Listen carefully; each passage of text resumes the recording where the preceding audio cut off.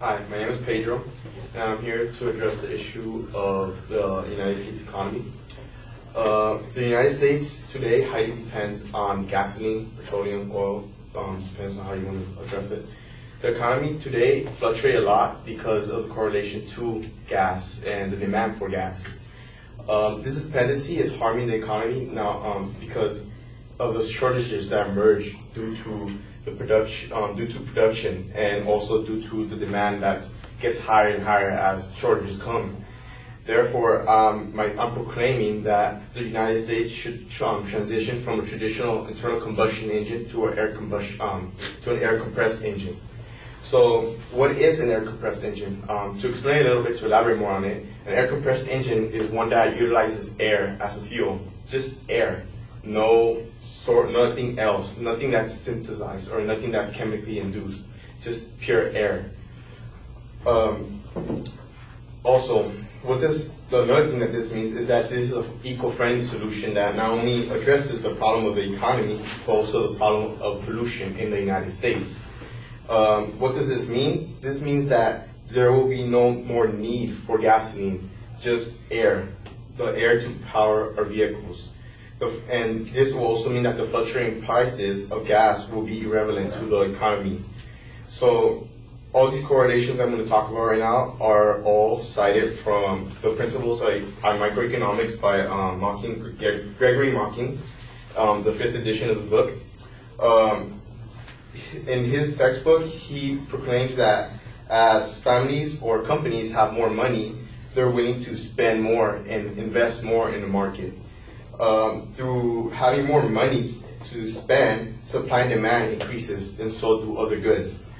As a result, companies that utilize internal combustion engines in transition will actually save more money in order to allocate for better technology or pay more wages to the workers, and also save more money in the perspective of transporting these goods. Families that use these engines will also save money and will be able to invest more money, more on the economy, as they're more willing to buy more goods because they have more money. Also, here's a direct correlation. If gas prices are too high, businesses produce less because it costs more money to produce more. And if gas is lowered, they produce more. So as you can see, gas is a direct effect. It has a direct effect on the economy, and if you look more into it, it expands more into many fields, from agriculture to business to social life, and the list goes on and on. Also, as the gas prices rise, more money has to be allocated, and this allocation comes from the income of businesses or families. The more families lose to having to pay for these demands of their vehicles, the less they're willing to actually pay for something or buy something that's newer, and therefore companies produce less. This is a study based on the U.S. Energy Information Administration that they conduct themselves by taking the average of gasoline prices throughout the years in a 12-month study from 2010 to 2011.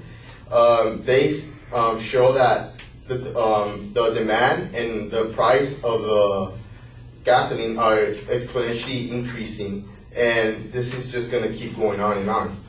So if we remove this threat by changing to air combustion engines, the economy will, in a way, stable itself, because there will be no effect from gasoline prices or anything like that. So why change to air combustion engines? That's the question. Well, air is abundant. There's a lot of supply of it. And not only that, but the engine does not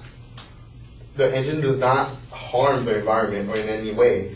And you can't really place a price on air because we breathe it for free. Why not just give it to the car as well? Many machineries today, not just cars, utilize gasoline. And if you transition this and change it to air, there goes a lot of money saved.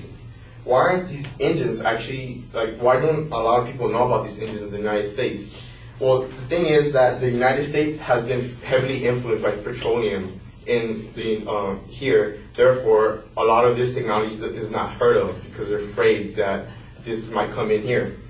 And the development of these engines were in Europe by a company called MDI. Mike Spinell from Pop Science, he wrote an article based on this car and started explaining how it was from Europe and how changing to this will actually benefit a little bit more of the U.S. in many aspects, especially social life. Therefore, what I'm trying to say is that the necessity to transition to this technology is crucial. And the dependency on oil has gotten too out of hand. Therefore, the era for this new technology and this technology to stabilize the economy has to come down. That's why the United States should transition from combustion-style engines to internal to air-compressed engines. Thank you.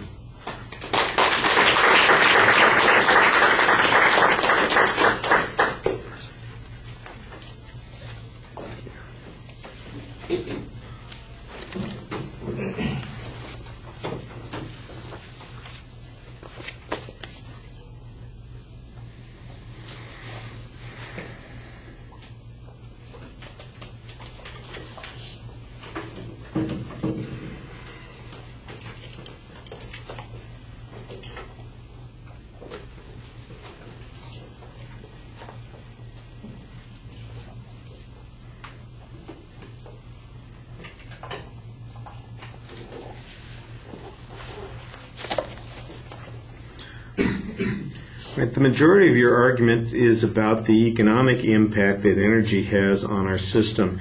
And I think you do an okay job suggesting all the places that energy, influences our investment, influences our daily planning, influences our families, all of those kinds of things. I'm not sure there's any controversy on any of that issue, so it really serves more as background information rather than part of the argument. It would lead us to the point where there would be an argument if, in fact, this was no longer an issue. Then I think you've got a very interesting claim. The controversial part of the argument is really this air compression engine, and I'm not seeing much proof that such an engine exists, that it works, that it's practical, that it's affordable, that it could replace any of the internal combustion engines that we have. And that's where the controversy is. So it's underdeveloped on the issue that is really in dispute. Nobody's challenging that people, that large parts of the economy are affected by fuel costs. That part's true. Now, you're saying that there's something else that could replace this, and you use as your information that air is abundant and it's everywhere. Well, it's not just a question, smiles are abundant and they're everywhere too, but that doesn't mean we can run a car on them. Jokes apparently are not quite as abundant as they could be, and laughter is definitely in shortage in some places. But if we could run cars on them, that would be fantastic. Well, where's the proof that we can do any of that? That's something that needs to get into this speech. You have one reference to one company that's invented an air-compressed car, but that's all I get. I don't get any information. Where's the example of that car and how far it can travel before it has to be recompressed, or that it's practical, or that it's economically viable? What kind of infrastructure would you have to create to be able to do this? I have no idea. This sounds like an interesting speculation. Are we all going to have giant balloons on our cars that we just hook up the balloon and it's like when you let go and it goes all over the place? That's what's going to run our car. I just don't know, and that's really where the argument is. It's so the stuff that you presented on the economy, that's all fine, but that's less of the dispute, and you need to work more on the other issue, which is where the real controversy is. All right.